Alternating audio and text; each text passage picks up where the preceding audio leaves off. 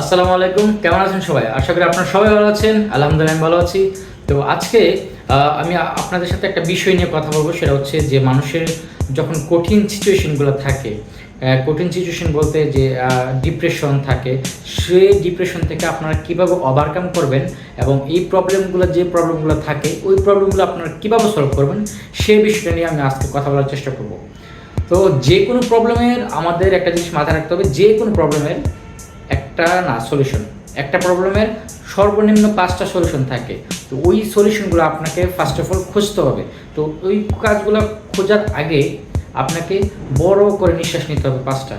নিঃশ্বাস নেওয়ার পরে দেন আপনাকে ঠান্ডা মাথায় চিন্তা করতে হবে। আর যার ঠান্ডা মাথায় চিন্তা করে তার চিন্তা শক্তি আরও বেশি হয় এবং তার ফলাফলটাও ভালোর দিকে আসে। তো আপনাকে ঠান্ডা মাথায় চিন্তা করতে হবে যে এই প্রবলেমটা যে হয়েছে এটার সলভগুলো কী কী আছে, মানে প্রবলেম সলভিং যে ওয়েগুলো আছে সেগুলো কী কী সেগুলো খুঁজতে হবে। খোঁজার পরে দেন আপনাকে ওইটা নিয়ে কাজ করতে হবে। এখন একটা প্রবলেমে আগেই বলেছি, একটা প্রবলেমের 5টা সর্বনিম্ন 5টা করে সলিউশন থাকে। তো ওই সলিউশনগুলোকে এক এক করে খাতায় লিখবেন।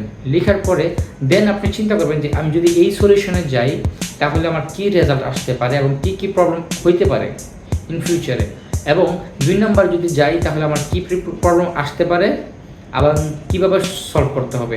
এইভাবে করে 5টা প্রবলেম আপনাকে, মানে 5টা যে ওয়ে আছে সে ওয়েগুলোকে আপনাকে খুঁজতে হবে এবং আইডেন্টিফাই করতে হবে এবং আপনাকে অ্যানালাইসিস করতে হবে। দেন আপনাকে যেটা আপনার কাছে ভালো মনে হচ্ছে সেই দিকে আপনাকে যেতে হবে।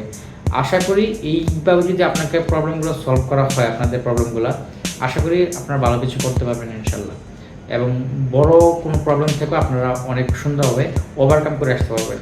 ওকে, থ্যাংক ইউ সো মাচ। ভালো থাকবেন সবাই ইনশাল্লাহ।